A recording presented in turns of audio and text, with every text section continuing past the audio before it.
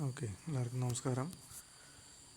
നമ്മൾ കഴിഞ്ഞ ക്ലാസ്സിൽ 2018 ഒക്ടോബർ ക്വസ്റ്റ്യൻ പേപ്പറാണ് നോക്കിയത്. അപ്പോൾ അതിലത്തെ 2 മാർക്കും 6 മാർക്കും ക്വസ്റ്റ്യൻസ് എല്ലാം നമ്മൾ നോക്കി. ഇനി അടുത്ത് നമുക്ക് നോക്കാനുള്ളത് 15 മാർക്കിൻ്റെ ക്വസ്റ്റ്യൻസാണ്. എസ് എ പാർട്ട് സി ആണ് നമ്മൾ നോക്കുന്നത്. ഓക്കെ, അപ്പോൾ അതിൽ നമ്മുടെ ആദ്യത്തെ ക്വസ്റ്റ്യൻ എന്ന് പറഞ്ഞാൽ function, different types of functions in CPP എന്നുള്ളതാണ് ക്വസ്റ്റ്യൻ. ഓക്കെ, അപ്പോൾ സിയിൽ നമ്മൾ കാണുന്ന അതേ കോൺസെപ്റ്റ് തന്നെയാണ് CPPയിൽ വരുമ്പോഴും ഫങ്ഷൻസിനുള്ളത്. സിയുടെ ഒരുവിധം എല്ലാ സിൻറ്റാക്സുകളും അതേപോലെ അല്ലെങ്കിൽ ഐഡിയാസ് കുറേയൊക്കെ നമ്മുടെ C++ഉം പുലർത്തുന്നുണ്ട്. അതിൻ്റെ കൂടെ ക്ലാസ് എന്നുള്ള ഒരു സെക്യൂർ ആയിട്ടുള്ള ഒരു എൻറ്റിറ്റി കൊണ്ടുവരികയാണ് നമ്മൾ ചെയ്തത്. ഓക്കെ, അപ്പോൾ ഫങ്ഷൻ്റെ കാര്യത്തിലൊക്കെ പറയുകയാണെങ്കിൽ സിയിലും C++ലൊക്കെ ഒരേപോലെയുള്ള കാര്യങ്ങൾ തന്നെയാണ് ഫങ്ഷനെ സംബന്ധിച്ചിടത്തോളം. ഓക്കെ, അപ്പോൾ 2 തരത്തിലുള്ള ഫങ്ഷൻസാണ് പ്രധാനമായിട്ടുള്ളത്: library functions and user defined functions എന്നുള്ളത്. ഓക്കെ, അപ്പോൾ നമ്മൾ സി പഠിച്ച് വന്ന ആൾക്കാരായതുകൊണ്ട് നമുക്ക് ഇതിൽ കൂടുതൽ എക്സ്പ്ലനേഷൻ ആവശ്യമുണ്ടായിരിക്കില്ല. എന്നാലും നമുക്ക് എഴുതേണ്ട പോയിൻറ്റ്സ് എന്തൊക്കെയാണെന്ന് പറയാം. അപ്പോൾ ലൈബ്രറി ഫങ്ഷൻ എന്ന് പറഞ്ഞാൽ നമ്മളായിട്ട് ഒരു യൂസറായിട്ട് ക്രിയേറ്റ് ചെയ്യുന്ന കാര്യമല്ല. ഓക്കെ, യൂസർ എന്ന് പറഞ്ഞാൽ ഒരു പ്രോഗ്രാമർ. ഓക്കെ, യൂസർ എന്ന് പറഞ്ഞാൽ ആ പ്രോഗ്രാം ഉപയോഗിക്കുന്ന ആൾ എന്നുള്ള രീതിയിലല്ല നമ്മൾ പറയുന്നത്. പ്രോഗ്രാമിൻ്റെ ഡിസൈനർ, അതായത് ഡെവലപ്പർ എന്ന രീതിയിലാണ് ഉദ്ദേശിക്കുന്നത്. അപ്പോൾ പ്രോഗ്രാമർ ഒരു ഫങ്ഷൻ അയാളായിട്ട് ക്രിയേറ്റ് ചെയ്യുന്നില്ല. ഓൾറെഡി ക്രിയേറ്റ് ചെയ്ത് വെച്ച ഒരു ഫങ്ഷനെയാണ് ഉപയോഗിക്കുന്നതെങ്കിൽ, അതായത് നമ്മളായിട്ട് ക്രിയേറ്റ് ചെയ്തതല്ല, ഇതിൻ്റെ ഡെവലപ്പർ, ഈ പ്രോഗ്രാമിംഗ് ലാംഗ്വേജിൻ്റെ ഡെവലപ്പർ അല്ലെങ്കിൽ ഈ ഒരു പാക്കേജ് അല്ലേ, C++ നമ്മുടെ ആ ഒരു കമ്പൈലർ പാക്കേജിൽ ഓൾറെഡി ഡിഫൈൻഡ് ആയിട്ടുള്ള ഫങ്ഷൻസ് ഉണ്ടെങ്കിൽ അതിനെ പറയുന്ന പേരാണ് ലൈബ്രറി ഫങ്ഷൻസ് അല്ലെങ്കിൽ പ്രീ ഡിഫൈൻഡ് ഫങ്ഷൻസ് എന്ന് പറയുന്നത്. ഓക്കെ, അപ്പോൾ നമുക്ക് നിറയെ ഫങ്ഷൻസ് അങ്ങനെ കാണാം. അപ്പോൾ സിയിൽ നോക്കുകയാണെങ്കിൽ നമ്മുടെ ബേസിക്കായിട്ട് പ്രിൻ്റ് ഓഫ് സ്കാനഫിനൊക്കെ നമ്മൾ ഫങ്ഷൻസ് എന്ന് പറയുന്നത്. അവിടെ സി ഔട്ടും സീനൊന്നും ഫങ്ഷൻ അല്ല, അതൊക്കെ സ്ട്രീമാണ്. അതിൻ്റെ കോൺസെപ്റ്റിൽ കുറച്ച് വ്യത്യാസമാണ്. അപ്പോൾ നമ്മൾ സിയിൽ നോക്കുകയാണെങ്കിൽ പ്രിൻ്റ് ഓഫ് സ്കാനഫ് അതൊക്കെ അതുപോലെ നിറയെ നമുക്ക് സ്ട്രിങ്ങിലാണെങ്കിലും മാത്തമാറ്റിക്കൽ ഫങ്ഷൻസിലാണെങ്കിലും ഒക്കെ നിറയെ ഈ ലൈബ്രറി ഫങ്ഷൻസ് ഉണ്ട്. ഓക്കെ, അപ്പോൾ നമുക്കിവിടെ സി ഔട്ട് സീന് ഫങ്ഷൻസ് അല്ല, പക്ഷേ ബാക്കിയുള്ള സ്ട്രിങ്ങിലുള്ള ഫങ്ഷൻസ് ആണെങ്കിലും മാത്തമാറ്റിക്കൽ ഓപ്പറേഷൻസ് ചെയ്യാനുള്ള ഫങ്ഷൻസ് ആണെങ്കിലും ഒക്കെ നമുക്ക് ലൈബ്രറി ഫങ്ഷൻസ് ഉണ്ട്. ഓക്കെ, അതായത് പ്രീ ഡിഫൈൻഡ് ആയിട്ട് ഫങ്ഷൻ. അപ്പോൾ ലൈബ്രറി പ്രീ ഡിഫൈൻഡ് എന്നൊക്കെ പറഞ്ഞു കഴിഞ്ഞാൽ നമ്മൾ കീവേഡ് എന്നുള്ള കാര്യം നടത്തി നോക്കണ്ടേ. അപ്പോൾ കീവേഡ് പറഞ്ഞ പോലെ തന്നെയാണ്, അതൊക്കെ റിസർവ്ഡ് ആണ്. അതിൻ്റെ കാര്യങ്ങളെല്ലാം തീരുമാനിച്ചു കഴിഞ്ഞതാണ്. അതിനെ ഉപയോഗിക്കുക, വേണ്ട സ്ഥലത്ത് നമുക്ക് ഉപയോഗിക്കുക. ആ പറഞ്ഞിരിക്കുന്ന രീതിയിൽ തന്നെ ഉപയോഗിക്കണം, അല്ലെങ്കിൽ എറർ വരും. പറഞ്ഞിരിക്കുന്ന രീതിയിൽ പ്രീ ഡിഫൈൻഡ് ആയിട്ടുള്ള രീതിയിൽ ഓൾറെഡി എങ്ങനെയാണോ അവർ പറഞ്ഞു വെച്ചിരിക്കുന്നത് അതുപോലെ നമുക്ക് ഉപയോഗിക്കുക എന്ന് മാത്രമേ നമുക്ക് ഈ പ്രീ ഡിഫൈൻഡ് ഫങ്ഷൻ അല്ലെങ്കിൽ ലൈബ്രറി ഫങ്ഷൻ്റെ കാര്യത്തിൽ ചെയ്യാനുള്ളൂ. ഓക്കെ, അപ്പോൾ പ്രീ ഡിഫൈൻഡ് ഫങ്ഷൻസ് ആണ് defined in library files or header files. Okay, അപ്പോൾ നമ്മൾ പുതിയൊരു ലൈബ്രറി ഫങ്ഷൻ ഉപയോഗിക്കുകയാണെങ്കിൽ നമ്മുടെ പ്രോഗ്രാമിൻ്റെ കൂടെ അതിനാവശ്യമായിട്ടുള്ള ഹെഡർ ഫയൽസ് നമ്മൾ ഇൻക്ലൂഡ് ചെയ്യണം. ഓക്കെ, ഇപ്പോൾ മാത്തോ അല്ലെങ്കിൽ സ്ട്രിങ്ങോ ഒക്കെ ഉപയോഗിക്കുകയാണെങ്കിൽ അതിൻ്റെ കറസ്പോണ്ടിങ് റെസ്പെക്റ്റീവ് ആയിട്ടുള്ള ലൈബ്രറി ഫങ്ഷൻസ് നമ്മൾ ഉപയോഗിക്കണം. ഓക്കെ,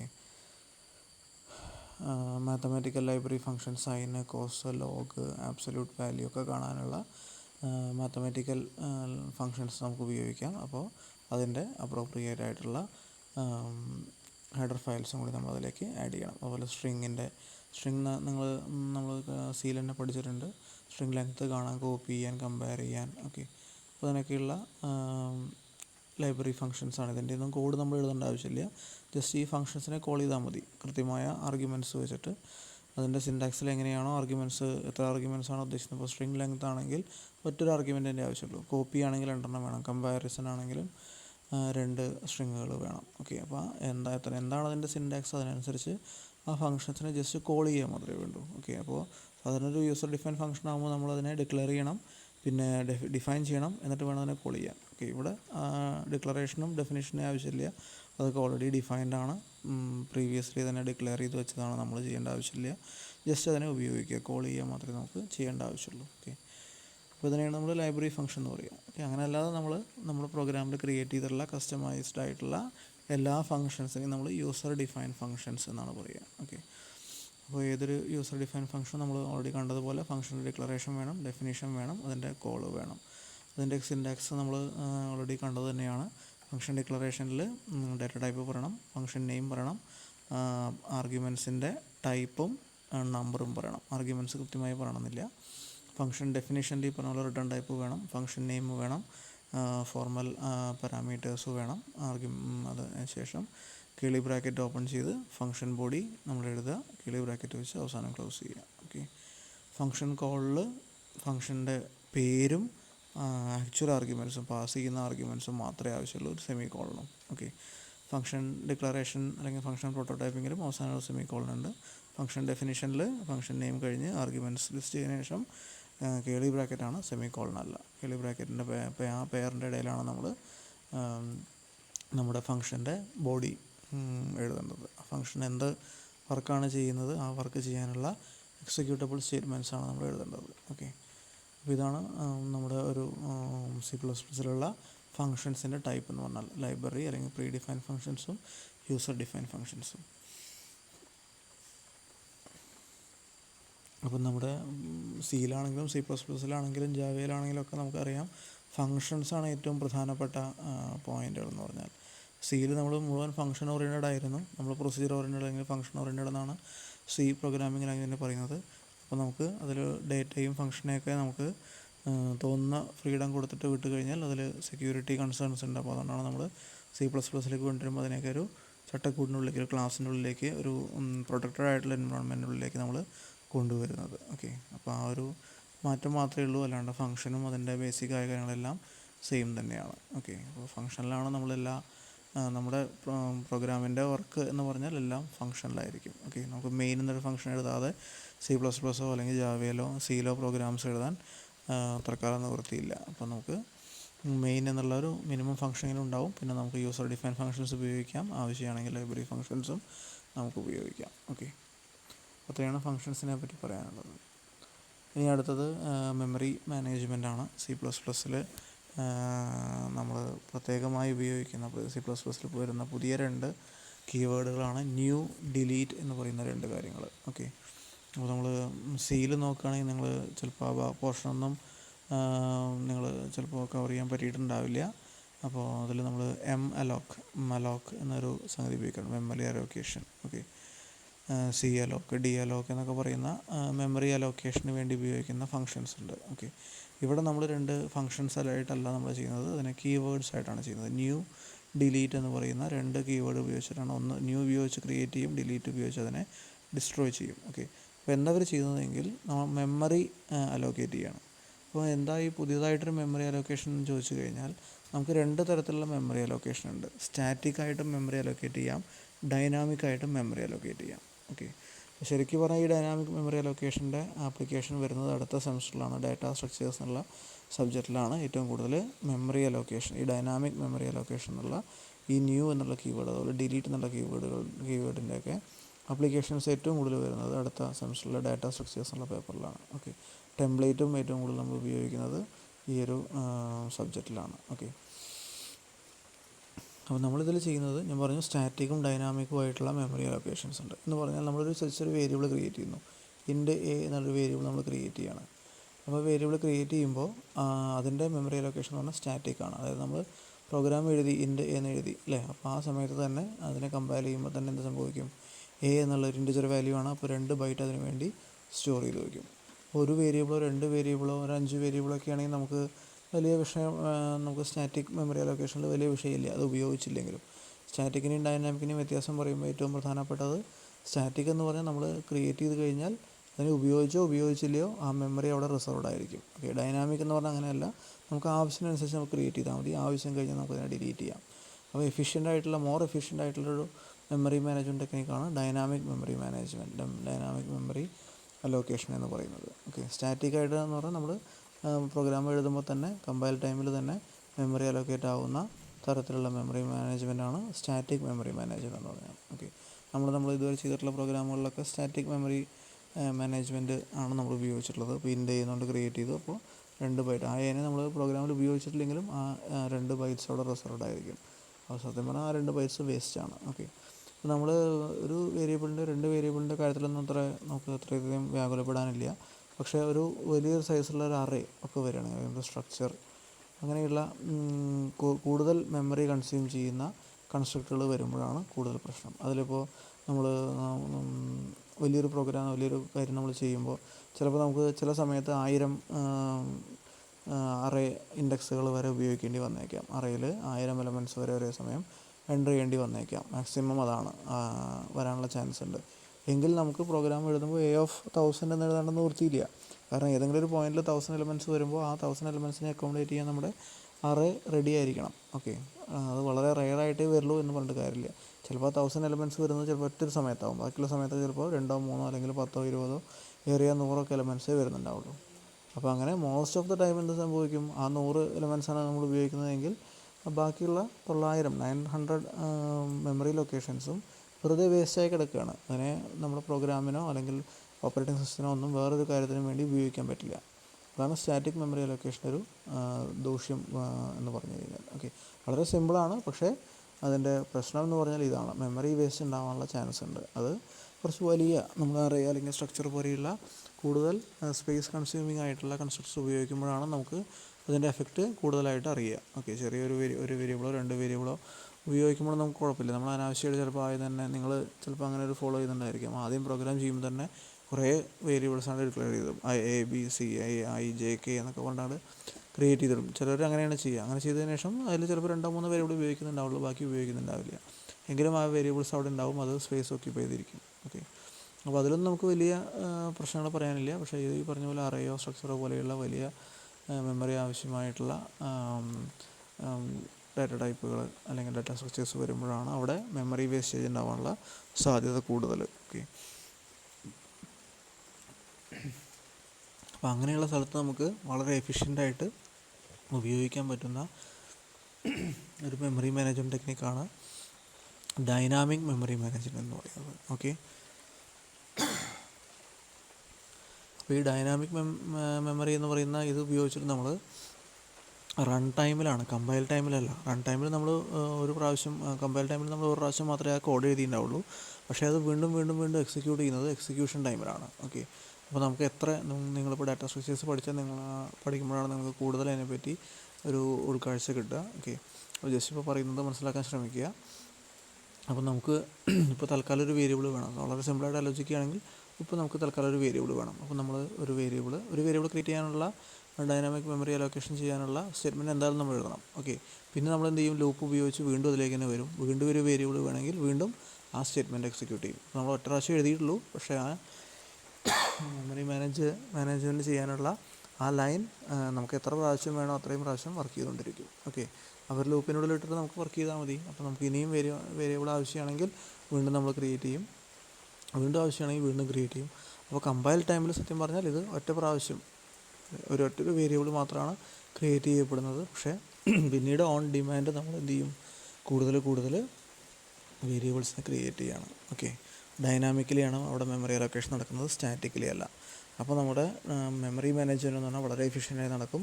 ആവശ്യമുള്ളപ്പോൾ ക്രിയേറ്റ് ചെയ്യുക, ആവശ്യം കഴിഞ്ഞാൽ ഡിലീറ്റ് ഉപയോഗിച്ച് ഡിലീറ്റ് ചെയ്യുക. ഓക്കെ, അത്രയാണ് ഡൈനാമിക് മെമ്മറി മാനേജ്മെൻറ്റിൽ പറയാനുള്ളത്. ഓക്കെ,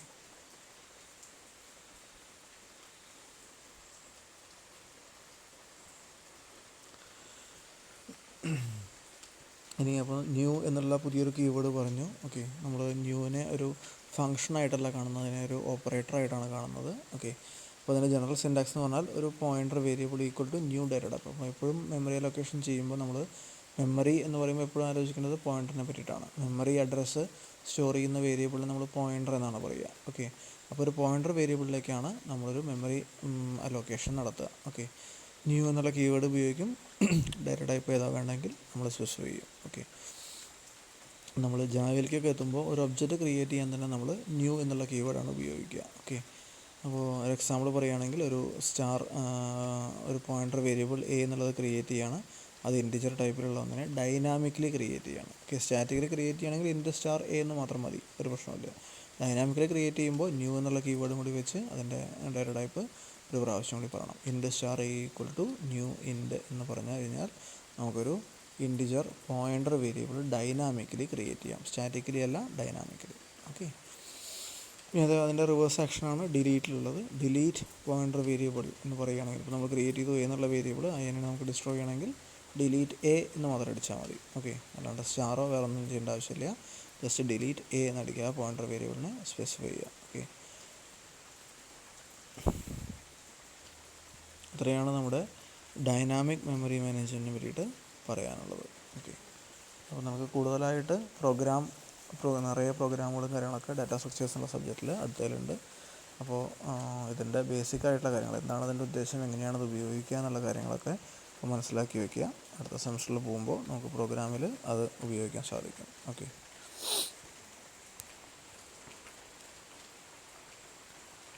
ഇനി അടുത്തത് റിക്കേഷൻ എന്നുള്ളൊരു ടോപ്പിക്കാണ്. ഓക്കെ, നമ്മൾ ലാബും ഒക്കെ ഇതിൻ്റെ ചെയ്തത് തന്നെയാണ്, റിക്കേഷൻ ഉപയോഗിച്ചിട്ടുള്ള പ്രോഗ്രാമൊക്കെ ചെയ്തതാണ്. അപ്പോൾ റിക്കേഷൻ നമ്മൾ ഉദ്ദേശിക്കുന്നത് റിപ്പീറ്റഡ് ആയിട്ടുള്ള, നമ്മൾ ലൂപ്പുകൾ ഉപയോഗിക്കുന്നതിൻ്റെ അതേ ലോജിക്ക് തന്നെയാണ്, ഒരേ കാര്യം തന്നെ നമ്മൾ വീണ്ടും വീണ്ടും ചെയ്യുകയാണ്. ലൂപ്പിൻ്റെ ഉള്ളിലാണ് നമ്മളൊരു ബ്ലോക്ക് ഇട്ടിട്ട് ആ ബ്ലോക്കിനെ നമ്മൾ റിപ്പീറ്റഡ്ലി നമുക്ക് എത്ര പ്രാവശ്യം വേണോ അത്രയും പ്രാവശ്യം എക്സിക്യൂട്ട് ചെയ്യാണ്. അതേപോലെ തന്നെയാണ് നമ്മുടെ റിക്കേഷനിൽ നടക്കുന്നത്. പക്ഷേ റിക്കേഷനിൽ ഒരു ഫംഗ്ഷനിലാണ് കാര്യങ്ങൾ നടക്കുന്നത്. ഒരു ഫംഗ്ഷൻ ആ ഫംഗ്ഷനെ തന്നെ കോൾ ചെയ്യുകയാണെങ്കിൽ അതിനെയാണ് നമ്മൾ റിക്കേഷൻ എന്ന് പറയുക. ഓക്കെ, അപ്പോൾ ഒരു ഫംഗ്ഷൻ അതിനെ തന്നെ വിളിക്കുന്നു എന്ന് പറഞ്ഞു കഴിഞ്ഞാൽ അടുത്ത പ്രാവശ്യം ആദ്യം ഒരു ഫംഗ്ഷനെ നമ്മൾ മെയിനിൽ നിന്നോ അല്ലെങ്കിൽ വേറെ ഡിഫൈൻ ഫംഗ്ഷനിൽ നിന്ന് കോൾ ചെയ്തു, അതിനുശേഷം ആ ഫംഗ്ഷൻ്റെ ഉള്ളിൽ നിന്ന് തന്നെ അതിനെ തന്നെ കോൾ ചെയ്യാനുള്ള ഒരു കോൾ സ്റ്റേറ്റ്മെൻറ്റ് എഴുതുകയാണ് നമ്മൾ റിക്കേഷനിൽ ചെയ്യുക. ഓക്കെ, അപ്പോൾ നമ്മൾ ലൂപ്പിൽ ചെയ്യുന്നത് പോലെ നമ്മൾ ഇൻഫിനിറ്റായിട്ടല്ല, ലൂപ്പിൽ നമ്മൾ ഇൻഫിനിറ്റായിട്ടല്ല ചെയ്യുന്നത്, ഒരു കണ്ടീഷൻ ഉപയോഗിച്ച് ഇത്ര ടൈം എന്ന് പറഞ്ഞ് നമ്മൾ റെസ്ട്രിക്റ്റ് ചെയ്യുന്നുണ്ട്. അപ്പോൾ അതേപോലെ നമ്മൾ റിക്കേഷനിലും അങ്ങനെ സംഗതി വേണം. ഓക്കെ, നമ്മളതിനെ ബേസ് കണ്ടീഷൻ എന്ന് പറയും. അതായത് ഏത് സമയത്താണ് ഈ റിക്കേഷൻ സ്റ്റോപ്പ് ചെയ്യേണ്ടത്. നമ്മൾ തുടർച്ചയായിട്ട് ആ ഫംഗ്ഷനെ വിളിച്ചുകൊണ്ടേയിരിക്കുകയല്ല, ഒരു കണ്ടീഷൻ്റെ ബേസിലാണ് നമ്മൾ ആ ഫംഗ്ഷനെ വിളിക്കുന്നത്. ആ കണ്ടീഷൻ മീറ്റ് ചെയ്തില്ലെങ്കിൽ നമ്മൾ ആ ഫംഗ്ഷനെ വിളിക്കും. ഓക്കെ, ഒരു ലൂപ്പിൽ നമ്മൾ പോകുന്നത് പോലെ ആ കണ്ടീഷൻ മീറ്റ് ആയിട്ടില്ലെങ്കിൽ വീണ്ടും ആ ലൂപ്പിൻ്റെ ബോഡി എക്സിക്യൂട്ട് ചെയ്യുമെന്ന് പറയുന്നത് പോലെ. മീൻസ് നമ്മൾ ലൂപ്പിൽ സാധാരണ എഴുതുക പുറത്ത് പോകാനുള്ള കണ്ടീഷനല്ല, അത് തുടരാനുള്ള കണ്ടീഷൻ എഴുതുക.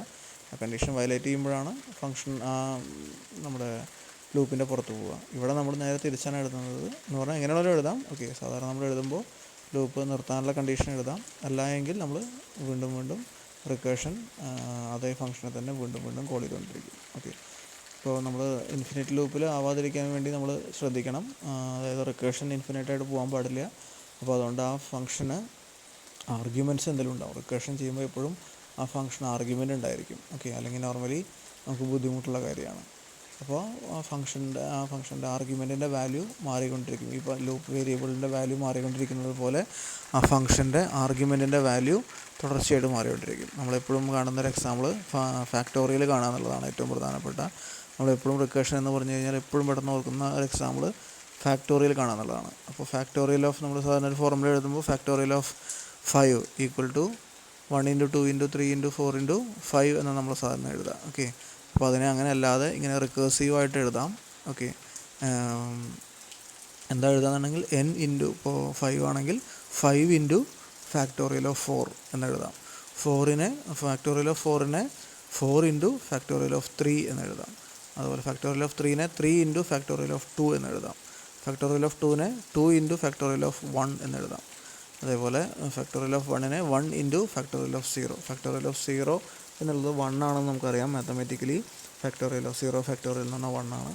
അപ്പോൾ അവിടെ നമുക്ക് 0 എന്നുള്ള വാല്യൂ ആയി കഴിഞ്ഞാൽ 1 എന്ന് നമ്മൾ റിട്ടേൺ ചെയ്യും. ആ വാല്യൂ തൊട്ട് മുന്നത്തെ സ്റ്റേറ്റ്മെൻറ്റിലേക്ക് വരും. 1 × 1 എന്നായിരിക്കും ആൻസർ ഉണ്ടായിരിക്കുക. ആ ആൻസർ നമ്മൾ തൊട്ട് മുന്നത്തേക്ക് റിട്ടേൺ ചെയ്യും. ഓക്കെ, അപ്പോൾ 1 × 2 എന്നായിരിക്കും അടുത്തുണ്ടായിരിക്കുക. ആ ആൻസർ വീണ്ടും തൊട്ട് മുന്നത്തേക്ക് റിട്ടേൺ ചെയ്യും. അപ്പോൾ 2 × 3 എന്നായിരിക്കും ആൻസർ ഉണ്ടായിരിക്കുക. അടുത്ത ആ ആൻസറിനെ വീണ്ടും റിട്ടേൺ ചെയ്യും. അപ്പോൾ നമ്മൾ 6 × 4 എന്നായിരിക്കും വാല്യൂ ഉണ്ടായിരിക്കുക. അതിനെ വീണ്ടും നമ്മൾ റിട്ടേൺ ചെയ്യും. 24 × 5 എന്നായിരിക്കും ഉണ്ടായിരിക്കുക. അതിനെ റിട്ടേൺ ചെയ്യുമ്പോഴാണ് നമുക്ക് ഫാക്ടോറിയൽ ഓഫ് 5 നമുക്ക് കിട്ടുന്നത്. ഓക്കെ, ഇവിടെയും ഉപയോഗിച്ചിരിക്കുന്നത് ഫാക്ടോറിയൽ എന്നുള്ള ഒരു example with example recursion explain ചെയ്യാൻ പറഞ്ഞിരിക്കുകയാണ്. ഓക്കെ, അപ്പോൾ അതുകൊണ്ട്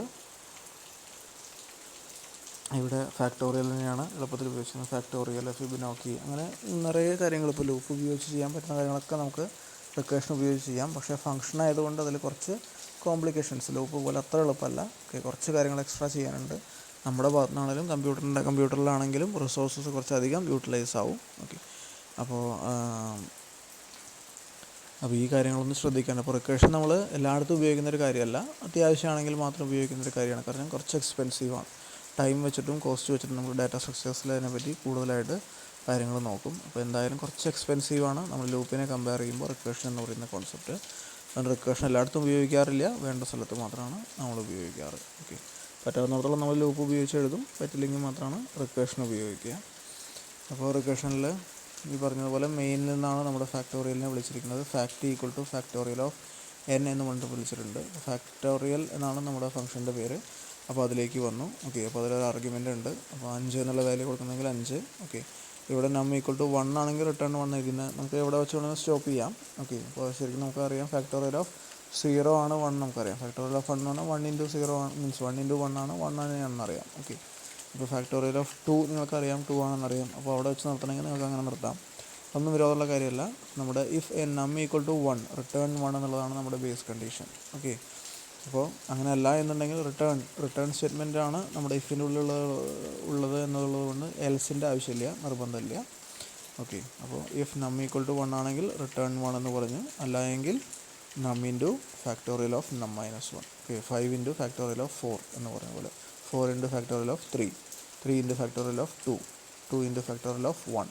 ഓക്കെ, അങ്ങനെ ഫാക്ടോറിയൽ ഓഫ് 1 വരുമ്പോൾ നം ഈക്വൽ ടു 1 ആയിരിക്കും. ആ സമയത്ത് 1 എന്ന് റിട്ടേൺ ചെയ്യും. അപ്പോൾ 1 ഇൻറ്റു 2 എന്ന് വരും 2, 2 ഇൻറ്റു 3 എന്ന് വരും 6, 6 ഇൻറ്റു 4 എന്ന് വരും 24, 24 ഇൻറ്റു 5 120. ഇത് അങ്ങോട്ട് നമ്മൾ കോൾ ചെയ്ത് പോയി ഇത് തിരിച്ച് അതേ ലെവലുകളിലൂടെ തിരിച്ച് റിവേഴ്സ് സ്റ്റെപ്പിൽ വരികയാണ് ചെയ്യുന്നത്. അപ്പോഴാണ് നമുക്ക് ഫൈനൽ ആൻസർ, ഫൈനൽ റിട്ടേൺ, അതായത് ഫാക്ടോറിയൽ ഓഫ് 5 എന്ന് പറഞ്ഞിട്ടുള്ള ആ ഫംഗ്ഷൻ്റെ റിട്ടേണിലാണ് നമ്മുടെ 120 എന്നുള്ള ആൻസർ കിട്ടുന്നത്. അതിനെ നമ്മൾ മെയിനിലേക്ക് റിട്ടേൺ ചെയ്തു, ഫാക്റ്റ് എന്നുള്ളതിലേക്ക് 120 റിട്ടേൺ ചെയ്യണം 5ൻ്റെ കേസാണെങ്കിൽ. ഓക്കെ, അപ്പോൾ ഈ റിക്കർഷൻ സംഭവിക്കുമ്പോൾ എന്താ സംഭവിക്കുന്നതെങ്കിൽ, ഇപ്പോൾ നമുക്ക് 5ൻ്റെ കണ്ടുപിടിക്കണമെങ്കിൽ 4ൻ്റെ ഫാക്ടോറിയൽ ഓഫ് 4 എന്നിട്ടൊരു ഡ്യൂപ്ലിക്കേറ്റ് കോപ്പി ഉണ്ടാക്കണം. ഇതേ ഫംഗ്ഷൻ്റെ തന്നെ ഒരു ഡ്യൂപ്ലിക്കേറ്റ് കോപ്പി ഉണ്ടാക്കണം.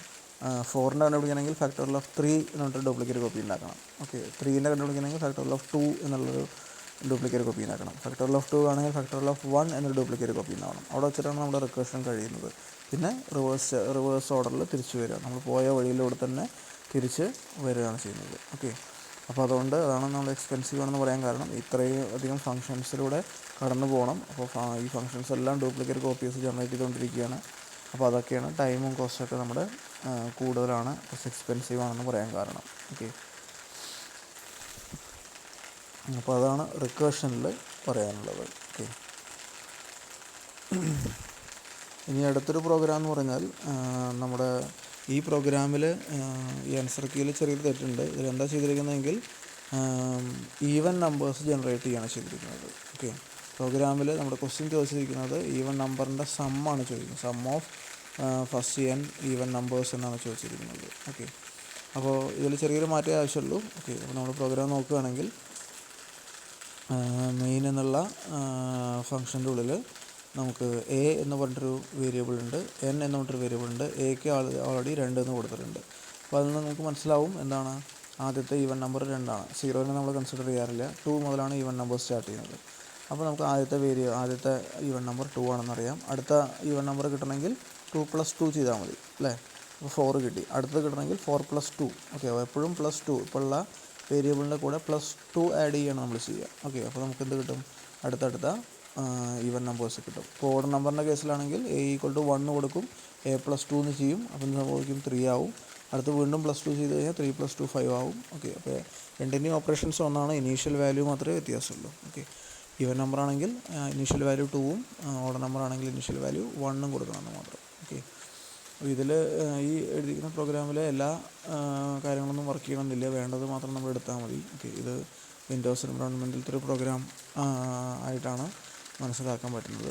IOStream.h ഒന്നും നമ്മുടെ ലിനക്സിൽ ഉബുണ്ടുവിൽ വർക്ക് ചെയ്യാറില്ല. ഓക്കെ, അപ്പോൾ അതുകൊണ്ട് നമുക്ക് എല്ലാം ഇതേപോലെ തന്നെ കോപ്പി ചെയ്യേണ്ട, CLR SCR കാര്യങ്ങളൊന്നും വേണ്ട. നമ്മൾ പ്രോഗ്രാമിൽ എഴുതുന്ന ബേസിക് ആയിട്ടുള്ള കാര്യങ്ങൾ മാത്രം ആവശ്യമുള്ളൂ. ഓക്കെ, അപ്പോൾ നമ്മൾ എൻ്റർ ദ ലിമിറ്റ് പറഞ്ഞു. അപ്പോൾ എത്ര നമ്പേഴ്സിന് നമുക്ക് വേണം, എത്ര എണ്ണത്തിന് വേണമെന്ന് ചോദിച്ചു, അതായത് എത്ര വരെയുള്ള നമ്പേഴ്സിനെ വേണമെന്ന് ചോദിച്ചു.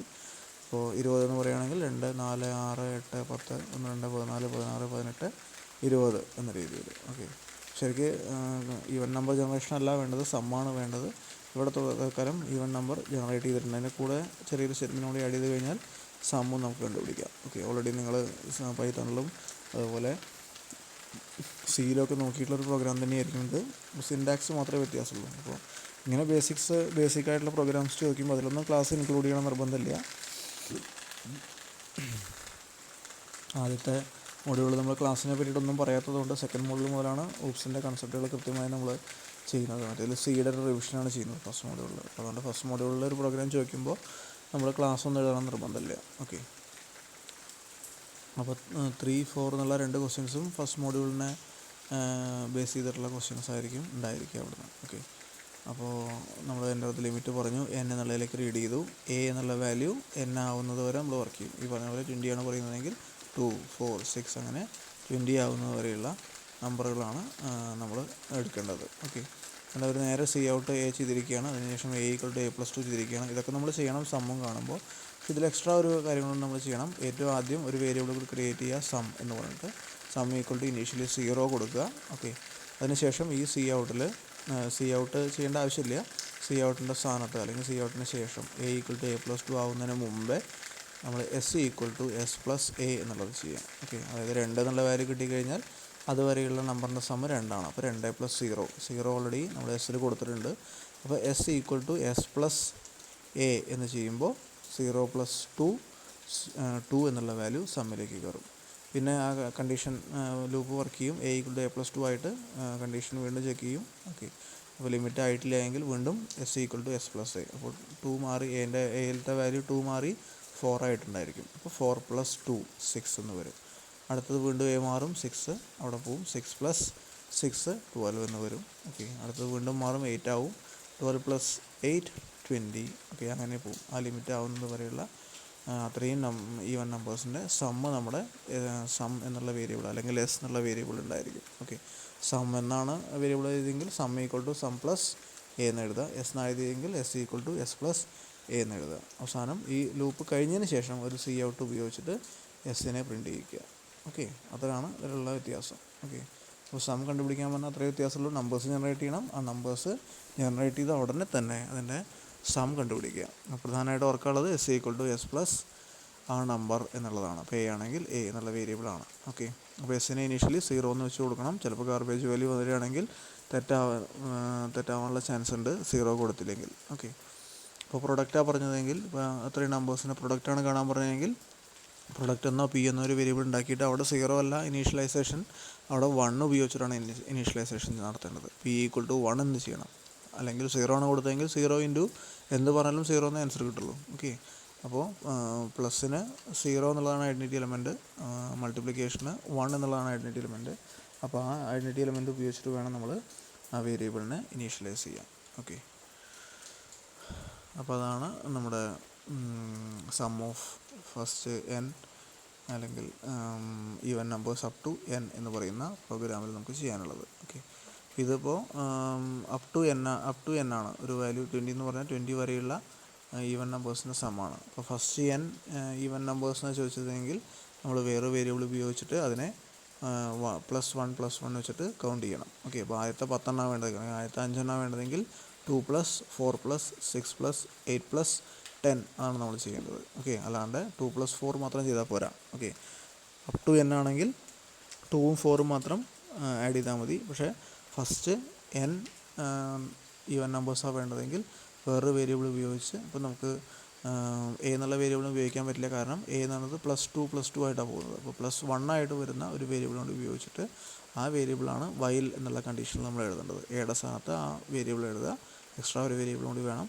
ആ വേരിയബിളിനെ +1 അല്ലേ i ആണ് ഉപയോഗിക്കുന്നതെങ്കിൽ i++ എന്ന് ചെയ്ത് കൊടുക്കുകയാണ് വേണ്ടത് ലൂപ്പിൻ്റെ ഉള്ളിൽ. ഓക്കെ, ബാക്കിയുള്ളതെല്ലാം സെയിം തന്നെ. ഒരു എക്സ്ട്രാ വേരിയബിൾ വരും. ആ വേരിയബിളാണ് ലൂപ്പ് വേരിയബിളായിട്ട് വർക്ക് ചെയ്യുന്ന ലൂപ്പിനെ കൺട്രോൾ ചെയ്യുന്നതെന്ന് മാത്രം.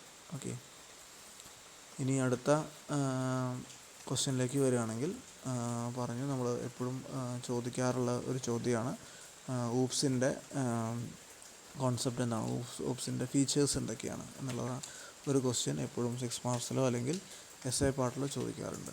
ഇതിൽ 15 മാർക്കിനാണ് ചോദിച്ചിരിക്കുന്നത്.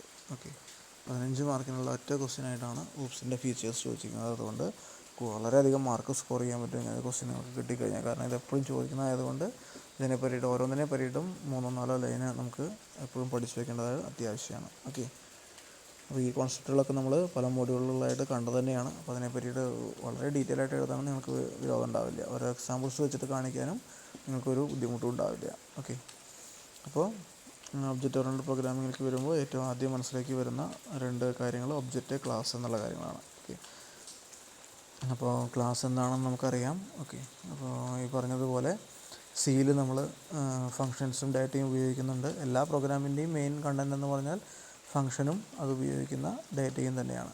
അപ്പോൾ ഈ ഡാറ്റേനെ സ്വതന്ത്രമായി അല്ലെങ്കിൽ നമുക്ക് റിസ്ക്കായിട്ട് അല്ലേ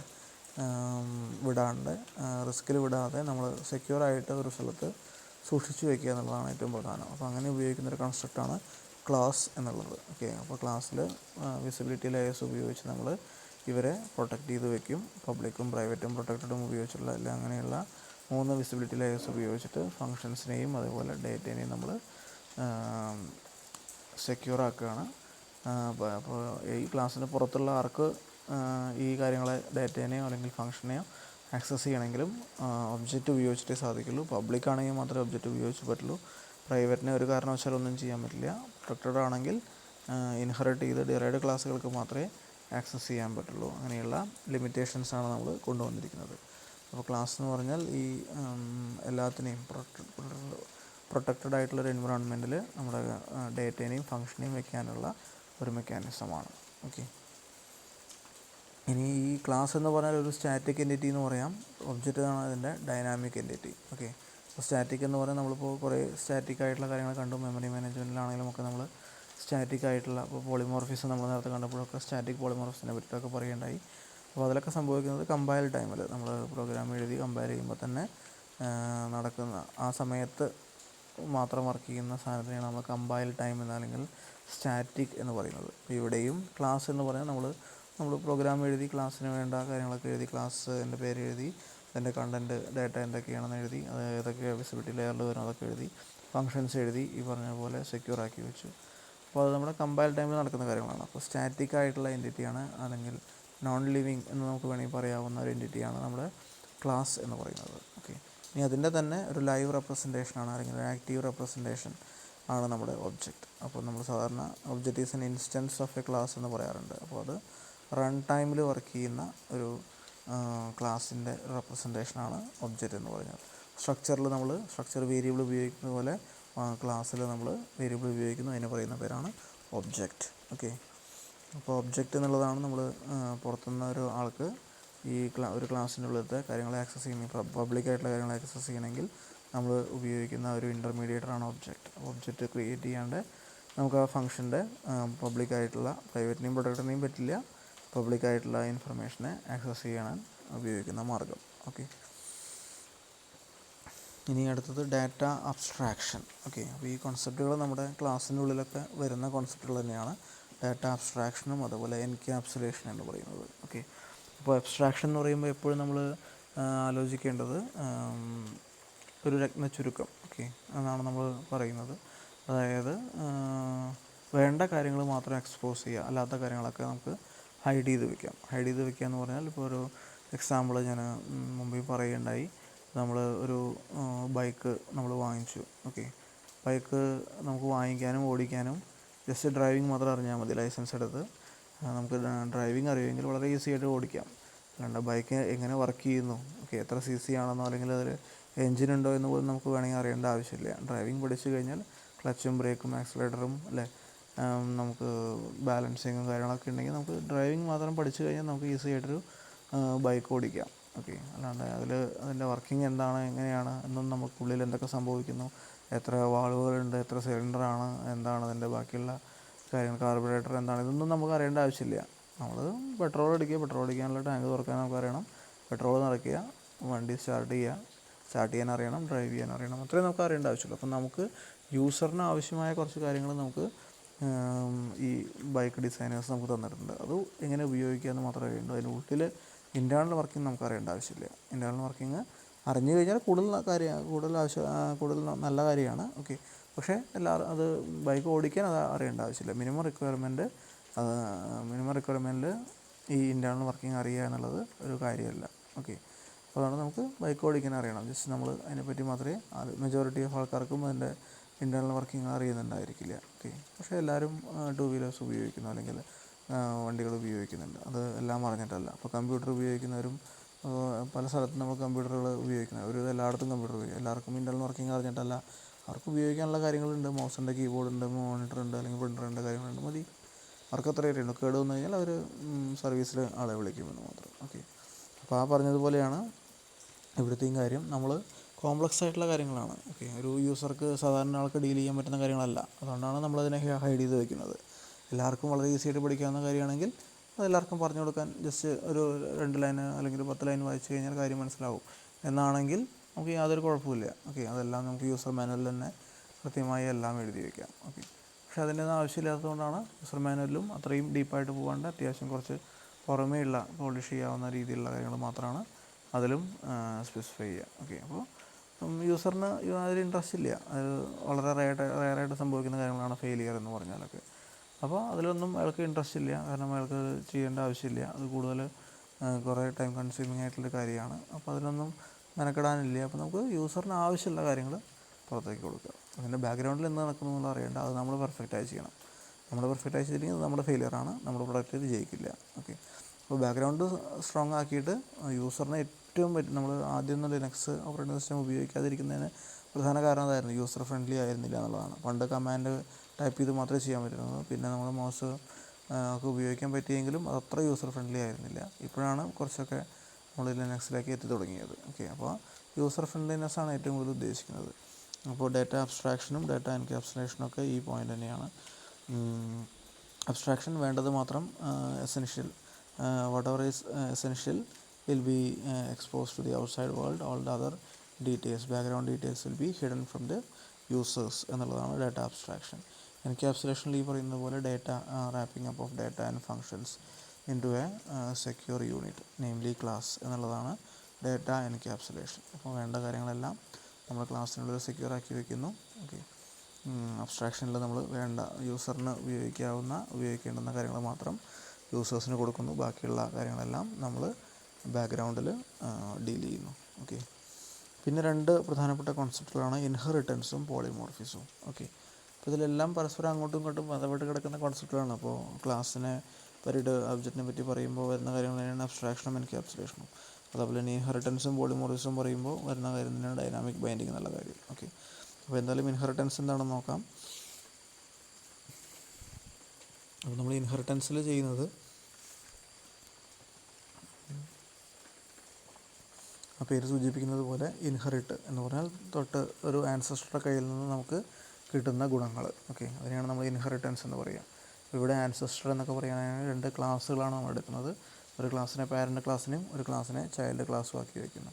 നമുക്കെല്ലാവർക്കും മനുഷ്യർക്കൊക്കെ നമ്മൾ പല അസുഖങ്ങൾ പോലും ഇപ്പോൾ നമ്മൾ ചോദിക്കാറുണ്ട്. ഒരു അസുഖമായിട്ട് വരികയാണെങ്കിൽ അച്ഛനുണ്ടോ അമ്മയ്ക്കുണ്ടോ അസുഖം എന്നൊക്കെ നമ്മൾ ചോദിക്കാറുണ്ട്. അപ്പോൾ ഇൻഹെറിറ്റ് ചെയ്ത് വരികയാണ്. ഓക്കെ, പാരമ്പര്യമായിട്ട് വരുന്ന നമുക്ക് നിറയെ ഗുണങ്ങളും ദോഷങ്ങളും പാരൻസിൻ്റെ നിന്ന് കിട്ടുന്നുണ്ട്. ഓക്കെ, അപ്പോൾ അങ്ങനെയുള്ള കാര്യങ്ങളൊക്കെയാണ് നമ്മളിവിടെ ഇൻഹെറിറ്റൻസ് എന്ന് ഉദ്ദേശിക്കുന്നത്. അപ്പോൾ ഇവിടെ ക്ലാസ്സാണ്, ഒരു ക്ലാസ് ചൈൽഡ് ക്ലാസ് ഒരു പാരൻ്റ് ക്ലാസ്സിൻ്റെ കയ്യിൽ നിന്ന് ഇൻഹെറിറ്റ് ചെയ്യുന്നു. ഓക്കെ, ആ പാരൻ്റ് ക്ലാസ്സിൻ്റെ കയ്യിൽ നിന്ന് എന്താ ഇൻഹെറിറ്റ് ചെയ്യാനുള്ളതെങ്കിൽ ചെയ്യാനുള്ളതെന്ന് ചോദിച്ചു കഴിഞ്ഞാൽ ആ ക്ലാസ്സിനുള്ളിൽ എന്താ കണ്ടൻറ് ഉള്ളതെങ്കിൽ അത്, ഒരു ക്ലാസ്സിനുള്ളിലെ കണ്ടൻറ് എന്ന് പറഞ്ഞാൽ ഡേറ്റയും ഫങ്ഷൻസും ആയിരിക്കും. ഓക്കെ, അപ്പോൾ ആ ഡേറ്റയും ഫങ്ഷൻസുമാണ് കൈമാറിയിട്ട് അങ്ങോട്ട് വരുന്നത്, ചിൽഡ്രനിലേക്കും വരുന്നത്. അതായത് ഒരേ കാര്യം തന്നെ നമുക്ക് ചൈൽഡിലും ഉപയോഗിക്കാനുണ്ട്, പാരൻറ്റിലും 2 ക്ലാസ്സുകളിൽ ഉപയോഗിക്കാനുണ്ട് വിചാരിക്കുക. ഓക്കെ, അപ്പോൾ ഒരു ക്ലാസ്സിനെ ശരിക്കും നമുക്ക് ആ ഡേറ്റയും ഫങ്ഷനൊക്കെ എഴുതിയ ക്ലാസ്സിനെ നമുക്ക് ബേസ് ക്ലാസ് എന്നും അതിനെ നമുക്ക് വേറെ ക്ലാസ്സിനെ ഉപയോഗിക്കണമെങ്കിൽ അതിൻ്റെ എന്നുള്ള പോലെ തന്നെ ഉപയോഗിക്കണമെന്നുണ്ടെങ്കിൽ വേറെ ക്ലാസ്സിൻ്റെ ശരിക്കും ഉപയോഗിക്കണമെങ്കിൽ നമ്മൾ ഒരു ക്ലാസ്സിൽ പബ്ലിക്കായിട്ടുള്ള ഡാറ്റ മെമ്പേഴ്സിനെ മാത്രമേ ഉപയോഗിക്കാൻ പറ്റുള്ളൂ. ഡാറ്റയും ഫങ്ഷനും പബ്ലിക്കായാൽ മാത്രമേ ഉപയോഗിക്കാൻ പറ്റുള്ളൂ. അതും object with use of object മാത്രമേ ഉപയോഗിക്കാൻ പറ്റുള്ളൂ, അല്ലാണ്ട് ഉപയോഗിക്കാൻ പറ്റില്ല. അപ്പോൾ അങ്ങനെ അല്ലാതെ വേറെ ക്ലാസ്സിലുള്ളതിനെ എൻ്റെ എന്നുള്ള പോലെ തന്നെ എനിക്ക് ഉപയോഗിക്കണമെന്നുണ്ടെങ്കിൽ ഞാൻ ചൈൽഡായിട്ടും ആ കണ്ടൻറ്റുള്ള ഏത് ഇൻഫർമേഷൻ ആക്സസ് ചെയ്യേണ്ടതെങ്കിൽ ആ ഇൻഫർമേഷനുള്ള ക്ലാസ്സിനെ പാരൻ്റായിട്ടും വെക്കണം. ഓക്കെ, അപ്പോൾ അങ്ങനെ ഒരു പാരൻ്റ് ചൈൽഡ് റിലേഷൻഷിപ്പ് ഉണ്ടെങ്കിൽ മാത്രമേ ഇൻഹെറിറ്റൻസ് പോസിബിൾ ആവുള്ളൂ. ഓക്കെ, അപ്പോൾ നമ്മൾ ഇൻഹെറിറ്റൻസിനെ പറ്റിയിട്ട് ഡീറ്റെയിൽ ആയിട്ട് തന്നെ നമ്മൾ വേറെ ക്വസ്റ്റ്യനിൽ കണ്ടിട്ടുണ്ട്. അപ്പോൾ ഇതിൻ്റെ കൂടുതൽ ഉള്ളിലേക്ക് കിടക്കുന്നില്ല, ജസ്റ്റ് അതിൻ്റെ സിൻടാക്സ് പറഞ്ഞിട്ട് ഇൻഹെറിറ്റൻസ് തന്നെ നിർത്താം. അപ്പോൾ ക്ലാസ് എ ക്ലാസ് ബി എന്നുള്ള രണ്ട് ക്ലാസ്സുകളുണ്ടെങ്കിൽ ക്ലാസ് ബീനെ ക്ലാസ് എയുടെ ചൈൽഡ് ആക്കണമെന്നുണ്ടെങ്കിൽ ക്ലാസ് ബി എന്ന് നമ്മൾ എഴുതി ഒരു കോളൻ ഇട്ടിട്ട് നമ്മൾ പബ്ലിക് ആണെങ്കിൽ അല്ലെങ്കിൽ പ്രൈവറ്റ് ആണെങ്കിൽ പ്രൊട്ടക്റ്റഡ് ആയിട്ടുള്ള ആക്സസ് സ്പെസിഫയർ നമ്മൾ എഴുതും. അതിനുശേഷം ക്ലാസ് എ എന്ന് എഴുതും. ഓക്കെ, അപ്പോൾ അങ്ങനെ എഴുതിയാലാണ് നമ്മുടെ എ എന്നുള്ള ക്ലാസ് ബി എന്നുള്ള ക്ലാസ്സിൻ്റെ പാരൻ്റായി മാറുന്നത്. ഓക്കെ, അപ്പോൾ നമുക്ക് പബ്ലിക്ലി പ്രൈവറ്റ്ലി പ്രൊട്ടക്റ്റഡ്ലി ഒക്കെ ഇൻഹെറിറ്റ് ചെയ്യാമെന്ന് പറഞ്ഞു. തൊട്ട് മുന്നത്തെ ഇതിന് മുന്നേ ഉള്ളൊരു ക്വസ്റ്റ്യനിൽ ഇൻഹെറിറ്റൻസിൻ്റെ ടൈപ്പ് നമ്മൾ നോക്കിയപ്പോൾ കൃത്യമായി എല്ലാം പറഞ്ഞിട്ടുണ്ട്. ഓക്കെ, അപ്പോൾ ഞാൻ റിപ്പീറ്റ് ചെയ്യുന്നില്ല. അപ്പോൾ ആ കാര്യങ്ങൾ ആ ക്വസ്റ്റ്യൻ്റെ ആൻസർ വേണമെങ്കിൽ നിങ്ങൾ ഒന്നുകൂടി കേട്ട് നോക്കുക. ഓക്കെ, പിന്നെ അടുത്തത് പോളിമോർഫിസം എന്നുള്ള കോൺസെപ്റ്റാണ്. അപ്പോൾ പോളിമോർഫിക്, ഓക്കെ, ഇത് നമ്മൾ വെർച്വൽ ഫംഗ്ഷനൊക്കെ പറഞ്ഞപ്പോൾ പറയുണ്ടായി. പോളിമോർഫിക് എന്ന് പറഞ്ഞു കഴിഞ്ഞാൽ ഈ പറഞ്ഞ പോലെ തന്നെ ഒരേ കാര്യം തന്നെ ഒന്നിൽ കൂടുതൽ രൂപഭാവങ്ങളോടുകൂടി നിൽക്കുന്നതിനെയാണ് നമ്മൾ പോളിമോർഫിസം എന്ന് പറയുന്നത്. അപ്പോൾ ഒരേ കാര്യം തന്നെ, അതായത് ഒരേ കണ്ടൻ്റ് ആവില്ല, പക്ഷേ ഒരേ കാര്യം, അതായത് ഒരു ഫംഗ്ഷനോ അല്ലെങ്കിൽ ഒരു ഓപ്പറേറ്ററോ ഒക്കെയാണ് നമ്മൾ പോളിമോർഫിസം ചെയ്യാൻ പറ്റുന്ന രണ്ട് കാര്യങ്ങൾ. ഓക്കെ, അപ്പോൾ ഒരേ ഓപ്പറേറ്റർ പ്ലസ് എന്നുള്ളൊരു ഓപ്പറേറ്റർ ഉപയോഗിച്ചിട്ട് നമ്മൾ രണ്ട് ഇൻറ്റിജർ വാല്യൂസിനെ നമുക്ക് ആഡ് ചെയ്യാം. ഫ്ലോട്ടിംഗ് പോയിൻറ്റിനൊക്കെ സാധാരണ രീതിയിൽ അരിത്തമാറ്റിക് ഓപ്പറേറ്റർ എന്നുള്ള രീതിയിൽ നമുക്ക് ചെയ്യാം. അരിത്തമാറ്റിക് ഓപ്പറേറ്റർ എന്നല്ലാന്ന രീതിയിൽ പ്ലസ്സിനെ നമുക്ക് രണ്ട് സ്ട്രിങ്ങിനെ ആഡ് ചെയ്യാൻ വേണ്ടി ഉപയോഗിക്കാം, ഒബ്ജക്റ്റിനെ ആഡ് ചെയ്യാൻ വേണ്ടി ഉപയോഗിക്കാം. അപ്പോഴൊന്നും അതൊരു അരിത്തമാറ്റിക് ഓപ്പറേറ്റർ ആയിട്ടല്ല വർക്ക് ചെയ്യുന്നത്. അത് ഇൻകോമ്പാറ്റബിൾ ആയിട്ടുള്ള ശരിക്കും ഓപ്പറേറ്ററാണ്. സ്ട്രിങ്ങിലാണെങ്കിൽ കോൺകാറ്റനേഷൻ ചെയ്യുന്നു, ഒബ്ജക്റ്റിലാണെങ്കിൽ നമുക്ക് രണ്ട് ഒബ്ജക്റ്റിലെ വാല്യൂസിനെ നമ്മൾ പ്ലസ് ചെയ്യാൻ ഉപയോഗിക്കുന്നു. ഓക്കെ, അപ്പോൾ അങ്ങനെയുള്ള കാര്യങ്ങളൊക്കെയാണ് ഓപ്പറേറ്റർ ഓവർലോഡിങ്ങിൽ വരുന്നത്. നമ്മുടെ ഫംഗ്ഷൻ ഓവർലോഡിങ്ങിലേക്ക് വരുമ്പോൾ അതിൽ തന്നെ പോളിമോർഫിസിൽ രണ്ട് ടൈപ്പുകൾ വരുന്നുണ്ട്. ഒന്ന് സ്റ്റാറ്റിക് പോളിമോർഫിസം, ഒന്ന് ഡൈനാമിക് പോളിമോർഫിസം. ഡൈനാമിക് പോളിമോർഫിസത്തിൻ്റെ പോയിൻ്റാണ് ഡൈനാമിക് ബൈൻഡിങ്ങിലുള്ളിൽ വരുന്നത്. ഓക്കെ, അപ്പോൾ സ്റ്റാറ്റിക് പോളിമോർഫിസം അല്ലെങ്കിൽ കമ്പൈൽ ടൈം പോളിമോർഫിസം എന്ന് പറഞ്ഞു കഴിഞ്ഞാൽ ഒരു ഫംഗ്ഷൻ തന്നെ, ഒരേ പേരിലുള്ള ഫംഗ്ഷൻ തന്നെ കണ്ടൻറ്റ് വ്യത്യാസമായിരിക്കും. കണ്ടൻറ്റ് വ്യത്യാസമില്ലാതെ ഒരേ പേരിൽ കുറേ ഫംഗ്ഷൻ എഴുതിയിട്ട് കാര്യമില്ല. ഓക്കെ, കണ്ടൻറ്റ് വ്യത്യാസമായിരിക്കും, പക്ഷേ എല്ലാത്തിൻ്റെയും പേരൊന്നു തന്നെയായിരിക്കും. എല്ലാം ഒരേ ക്ലാസ്സിനുള്ള ഒരേ സ്കോപ്പിനുള്ളിലായിരിക്കും. പക്ഷേ അവരുടെ നമ്പർ ഓഫ് ആർഗ്യുമെൻറ്റ്സ് അല്ലെങ്കിൽ ടൈപ്പ് ഓഫ് ആർഗ്യുമെൻറ്റ് വ്യത്യാസം ഉണ്ടായിരിക്കും. ഓക്കെ, അപ്പോൾ അതൊക്കെ നമ്മൾ ഓൾറെഡി പറഞ്ഞു കഴിഞ്ഞതാണ്. അപ്പോൾ അതിനെയാണ് നമ്മൾ എന്താ പറയുക, സ്റ്റാറ്റിക് പോളിമോർഫിസം അല്ലെങ്കിൽ ഫംഗ്ഷൻ ഓവർ ലോഡിങ് എന്നുള്ള പേരിലൊക്കെ നമ്മൾ പറയുന്നത്. ഓക്കെ, ഇനി ഇതിൻ്റെ തന്നെ വേറൊരു കാര്യമാണ് ഫംഗ്ഷൻ ഓവർ റൈഡിങ് അല്ലെങ്കിൽ ഡൈനാമിക് പോളിമോർഫിസം അല്ലെങ്കിൽ റൺ ടൈം പോളിമോർഫിസം എന്നൊക്കെ പറയുന്ന കോൺസെപ്റ്റ് വെർച്വൽ ഫംഗ്ഷൻ ഉപയോഗിച്ചിട്ടുള്ളതാണ്. അപ്പോൾ നമ്മൾ ഓൾറെഡി ഇതിനെ ഡീറ്റെയിൽ ആയിട്ട് കണ്ടു കഴിഞ്ഞു. അപ്പോൾ ഇതിൽ വെർച്വൽ എന്നുള്ളൊരു കീവേഡ് ഉപയോഗിച്ച് ബേസ് ക്ലാസ്സിൽ ഒരു ഫംഗ്ഷൻ എഴുതും. പക്ഷേ ഫംഗ്ഷൻ ഓവർലോഡിങ് പോലെയല്ല, ഈ ഫംഗ്ഷനിൽ രണ്ട് ഫംഗ്ഷനും ഒരേ കണ്ടൻറ്റ് ഒഴികെ ബാക്കിയുള്ള എല്ലാം ഒരേപോലെ ആയിരിക്കും. ഓക്കെ, ഫംഗ്ഷൻ നെയിം ഒന്ന് തന്നെയായിരിക്കും, അത് ഫംഗ്ഷൻ ഓവർലോഡിലും അങ്ങനെ തന്നെയാണ്. പക്ഷേ ഫംഗ്ഷൻ ഓവർലോഡിങ്ങിൽ നമ്പർ അല്ലെങ്കിൽ ടൈപ്പ് ഓഫ് ആർഗ്യുമെൻറ്റ്സ് വ്യത്യാസം ഉണ്ടായിരിക്കും. ഇവിടെ അതും വ്യത്യാസമില്ല, എല്ലാം ഒന്ന് തന്നെയായിരിക്കും. ഓക്കെ, അപ്പോൾ ഫംഗ്ഷൻ കോൾ കാണുമ്പോൾ നമുക്ക് ഒരിക്കലും മനസ്സിലാക്കാൻ പറ്റില്ല അത് ഇന്ന ഫംഗ്ഷനെയാണ് വിളിക്കുന്നതെന്ന്. ഓക്കെ, അതുകൊണ്ടാണ് നമ്മളതിനെ കമ്പൈൽ ടൈം പോളിമോർഫിസം എന്ന് പറയാതെ റൺ ടൈം പോളിമോർഫിസം എന്ന് പറയാൻ കാരണം. ഓക്കെ, മറ്റേ കമ്പൈൽ ടൈം പോളിമോർഫിസിൽ നമുക്ക് ഇത് കോൾ സ്റ്റേറ്റ്മെൻറ്റ് കണ്ടാൽ തന്നെ നമുക്ക് മനസ്സിലാവും ഏത് ഫംഗ്ഷനെയാണ് വിളിക്കുന്നത്. കാരണം ടൈപ്പും അല്ലെങ്കിൽ നമ്പർ ഓഫ് ആർഗ്യുമെൻറ്റ്സ് നോക്കിക്കഴിഞ്ഞാൽ നമുക്ക് മനസ്സിലാവും. ഇവിടെ അതും സെയിം ആയതുകൊണ്ട് അത് മനസ്സിലാക്കാൻ കമ്പൈൽ ടൈമിൽ മനസ്സിലാക്കാൻ യാതൊരു നിവൃത്തിയില്ല, റൺ ടൈമിൽ മാത്രമേ മനസ്സിലാവുള്ളൂ. ഓക്കെ, ഡൈനാമിക് ബൈൻഡിങ് അത് തന്നെയാണ്. അതായത് ഒരു ഫംഗ്ഷൻ കോൾ ആ ഒരു ഫംഗ്ഷൻ കോൾ വന്നു കഴിഞ്ഞാൽ അത് ഏത് ഫംഗ്ഷൻ്റെ ഡെഫിനിഷനായിട്ടാണ് കണക്ട് ചെയ്യേണ്ടത്. ഇപ്പോൾ നമ്മൾ ABC എന്നൊരു ഫംഗ്ഷനെ കോൾ ചെയ്തു. അങ്ങനെ ഫംഗ്ഷനെ കോൾ ചെയ്യുമ്പോൾ അതിൻ്റെ ആർഗ്യുമെൻറ്റിൻ്റെ എണ്ണവും അതേപോലെ നോർമലി ആർഗ്യുമെൻറ്റിൻ്റെ എണ്ണവും ആർഗ്യുമെൻറ്റിൻ്റെ ടൈപ്പും നോക്കിയിട്ടാണ് കമ്പൈൽ ടൈമിൽ ബൈൻഡ് ചെയ്യുക. ഓക്കെ, അപ്പോൾ ഈ ഡൈനാമിക് ബൈൻഡിങ്ങിന് അങ്ങനെ കമ്പൈൽ ടൈമിലല്ല ബൈൻഡിങ് നടക്കുന്നത്, റൺ ടൈമിലാണ്. ലേറ്റ് ബൈൻഡിങ് എന്ന് നമ്മൾ പറയാറുണ്ട്, LAT എന്നുള്ളത് വൈകിയ ബൈൻഡിങ്. അപ്പോൾ കമ്പൈൽ ടൈമിലല്ലാതെ റൺ ടൈമിൽ നടക്കുന്ന ഈ ഫംഗ്ഷൻ കോളും ഫംഗ്ഷൻ ഡെഫിനേഷനും തമ്മിലുള്ള അസോസിയേഷനെയാണ് നമ്മൾ ഡൈനാമിക് ബൈൻഡിങ്. ഒരു ഫംഗ്ഷൻ കോൾ കണ്ടു കഴിഞ്ഞാൽ അത് ഏത് ഫംഗ്ഷൻ ഡെഫിനേഷനിലേക്കാണ് ലിങ്ക് ചെയ്യിക്കേണ്ടത് എന്ന് ചെയ്യുന്ന, അത് ഡൈനാമിക്കലി റൺ ടൈമിൽ ചെയ്യുന്ന, അതായത് വെർച്വൽ ഫംഗ്ഷൻ ഉപയോഗിക്കുമ്പോഴാണ് നമ്മൾ അത് ചെയ്യുന്നത്. അതിനെയാണ് നമ്മൾ ഡൈനാമിക് ബൈൻഡിങ് എന്ന് പറയുക.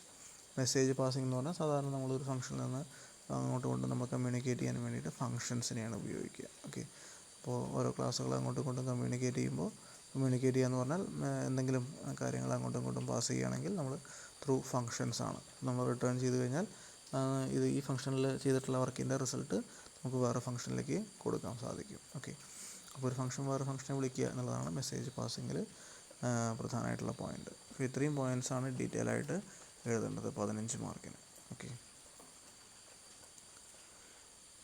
ഇനി നമ്മുടെ സെക്കൻഡ് മോഡ്യൂളിലെ രണ്ടാമത്തെ ക്വസ്റ്റ്യൻ എന്ന് പറഞ്ഞാൽ 2 പാർട്ടായിട്ടുണ്ട്. ഒന്ന് ഇൻലൈൻ ഫംഗ്ഷൻ, ഒന്ന് കൺസ്ട്രക്ടർ. ഓക്കെ, അപ്പോൾ ആദ്യം നമുക്ക് ഇൻലൈൻ ഫംഗ്ഷൻ എന്താണെന്ന് നോക്കാം. ഓക്കെ, അപ്പോൾ ഫംഗ്ഷൻ എന്ന് പറഞ്ഞാൽ നമുക്കറിയാം ഒരു റിട്ടേൺ ടൈപ്പ് ഉണ്ട്, ഒരു ഫംഗ്ഷൻ നെയിം ഉണ്ട്, ആർഗ്യുമെൻറ്റ്സ് ഉണ്ട്, ഓക്കെ, ഫംഗ്ഷൻ ബോഡി ഉണ്ട്.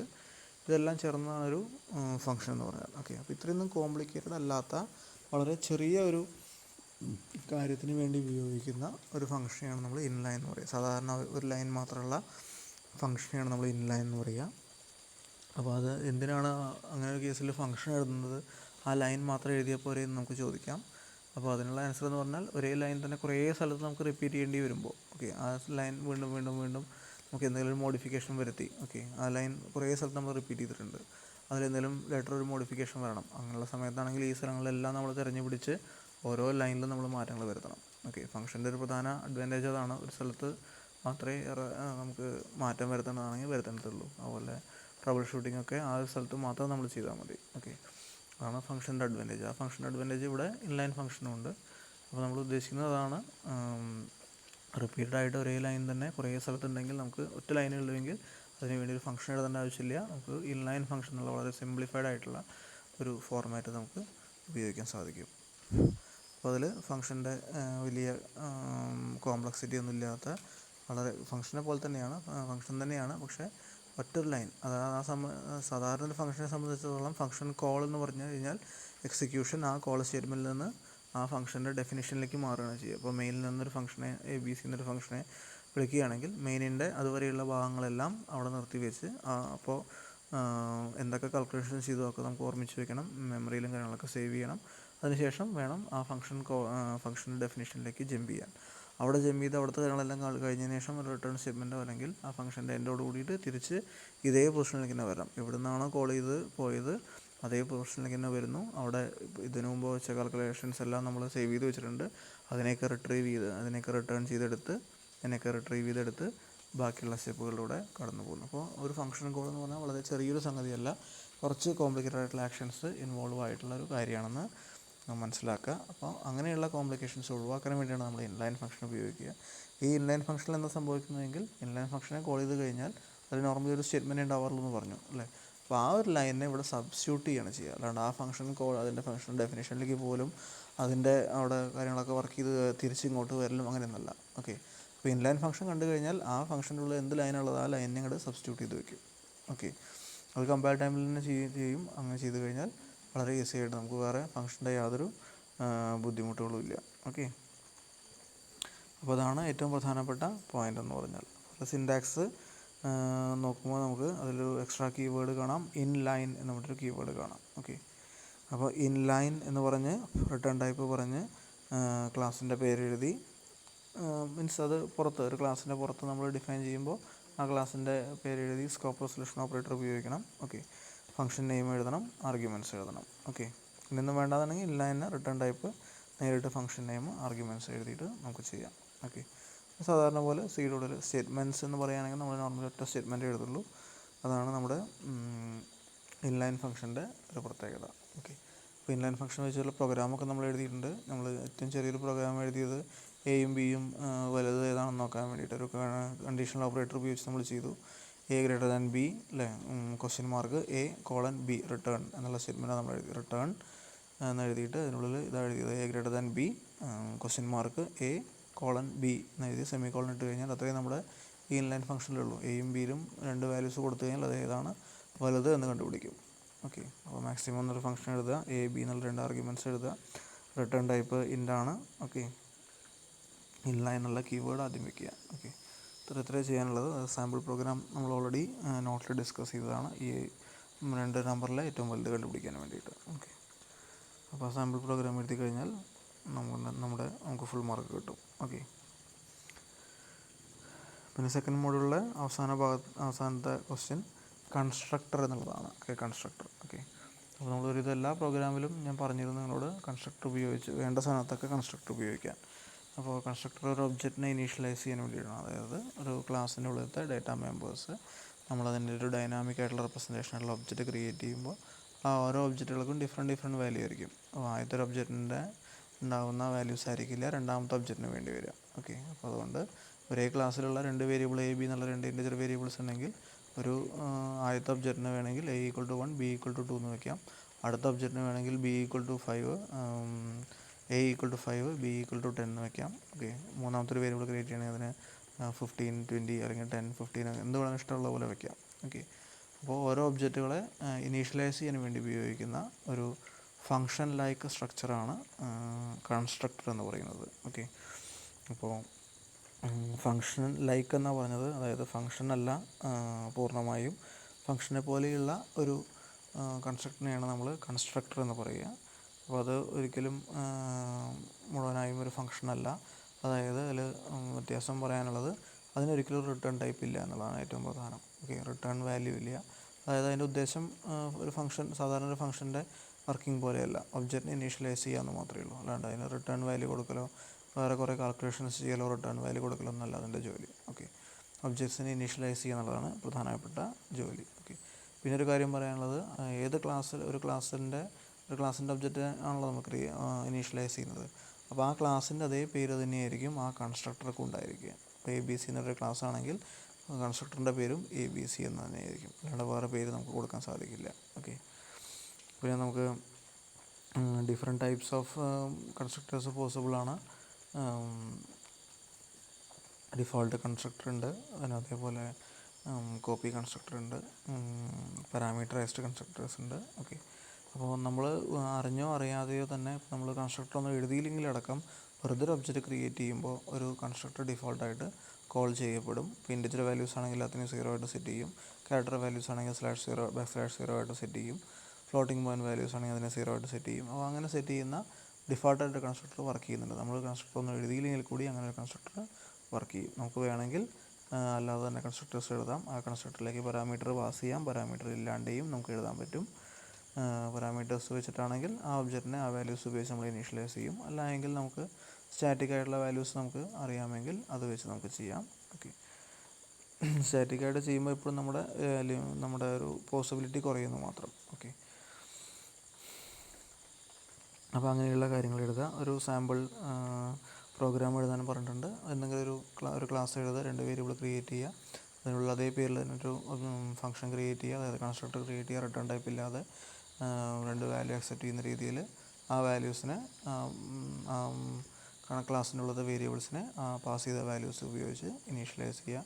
ഒരു മെയിൻ വേറെ ഫങ്ഷൻസ് എഴുതുന്നില്ല, സാമ്പിൾ എഴുതുമ്പോൾ ഒരു മെയിൻ ഫങ്ഷൻ എഴുതുക, അതിനുള്ളൊരു ഒബ്ജക്റ്റ് ക്രിയേറ്റ് ചെയ്യുക. ഒബ്ജക്റ്റ് ക്രിയേറ്റ് ചെയ്യുമ്പോൾ ഒബ്ജക്റ്റ് അപ്പോൾ നമ്മൾ ക്ലാസ്സിൻ്റെ പേര് പറഞ്ഞു, ഒരു ഒബ്ജക്റ്റ് പറഞ്ഞു, സാധാരണ അത് വെച്ച് സെമിക്കോളൻ ഇടും. അപ്പോൾ കൺസ്ട്രക്ടർ ഉപയോഗിക്കുമ്പോൾ ക്ലാസ് നെയിം പറഞ്ഞു, സ്പേസ് ഒരു ഒബ്ജക്റ്റ് നെയിം പറഞ്ഞതിന് ശേഷം നമ്മളൊരു ഫങ്ഷൻ്റെ ആർഗ്യുമെൻറ്റ്സ് എഴുതുന്ന പോലെ പാരന്തസ് ഇട്ടിട്ട് അതിനുള്ളിൽ രണ്ട് വാല്യൂസ് പാസ് ചെയ്യാം. ഓക്കെ, അപ്പോൾ ആ കൺസ്ട്രക്ടറിലേക്ക് ആ രണ്ട് വാല്യൂസ് പാസ് ആയിക്കോളും. ആ വാല്യൂസ് ഉപയോഗിച്ചിട്ട് ആ ക്ലാസ്സിൻ്റെ വേരിയബിൾസിനെ ഇനീഷ്യലൈസ് ചെയ്യും. ഓക്കെ, അത്രയാണ് നമുക്ക് ആ പ്രോഗ്രാമിൽ എഴുതേണ്ടതായിട്ടുള്ളൂ. ഓക്കെ, ബാക്കിയുള്ള തേർഡും ഫോർത്തും മോഡുകളിലെ എസ്സേ ക്വസ്റ്റ്യൻസ് നമുക്ക് അടുത്ത ഒരു വീഡിയോയിൽ കാണാം. ഓക്കെ.